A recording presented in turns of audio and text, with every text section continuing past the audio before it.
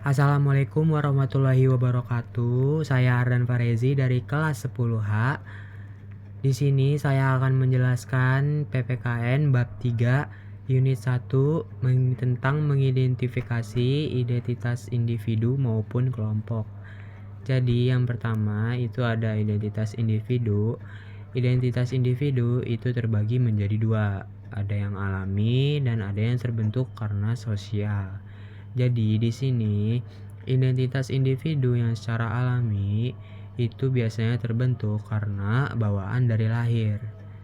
Nah, contohnya itu rambut, golongan darah, maupun warna kulit. Nah, itu semuanya bawaan dari lahir. Itu dinamakan identitas individu yang secara alami. Kalau identitas yang terbentuk secara sosial itu gimana? Itu identitas yang biasanya terbentuk karena dari sebuah kelompok sosial. Enggak, ini kan individu ya. Maksudnya identitas yang terbentuk secara sosial, tapi individu. Contohnya, itu ada guru yang ngasih ilmu pengetahuan ke murid.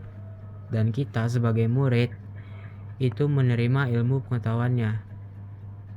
Contoh lagi deh, lebih simpelnya. Kita sebagai guru mengajar murid.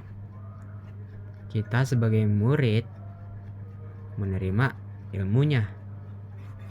Atau kita bersekolah karena kita murid dan kita mengajar karena kita guru. Contohnya seperti itu. Kalau mau lebih gampangnya, kita misal murid, kita menerima ilmu dari guru. Nah, identitas kita terbentuk karena kita belajar dari guru. Contohnya lebih simpelnya itu, seperti itu.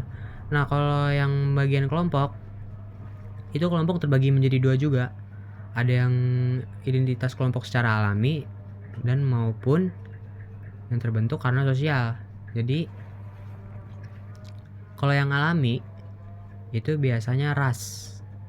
Dari bentuk muka, bentuk kulit, bentuk rambut, itu identitas kelompok yang secara alami.